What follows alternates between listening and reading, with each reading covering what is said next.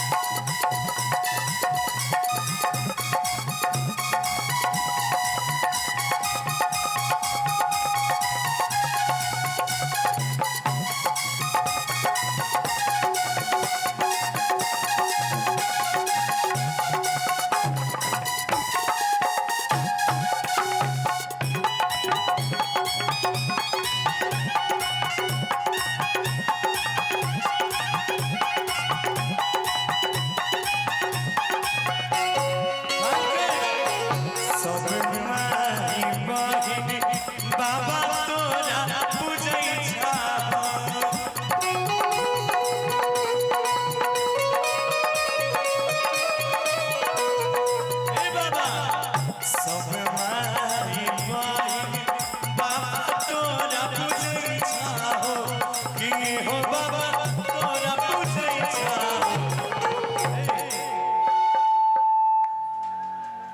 अच्छा कितने लोग ऐसे हैं जो हमारे भगवान से प्रेम करते हैं? हाथ खड़ा करिए तो जे भगवान का माने छा हाथ खड़ा कर एने बस बाकी लोग बाव का माने छे ना।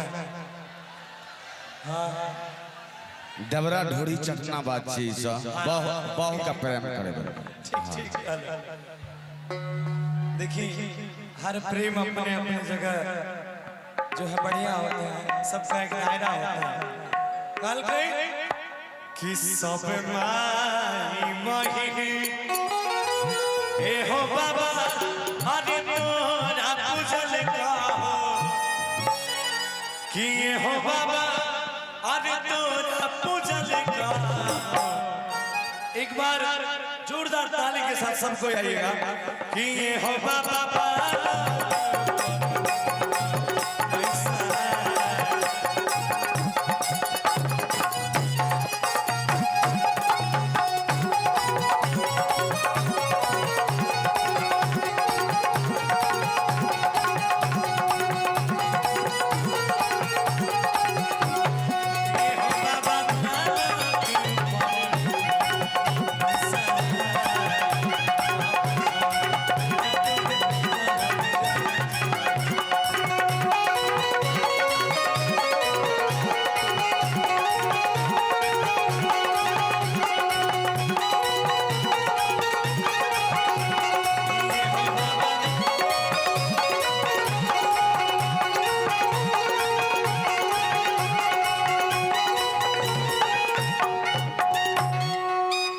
एगो जोरदार ताली हो जाए।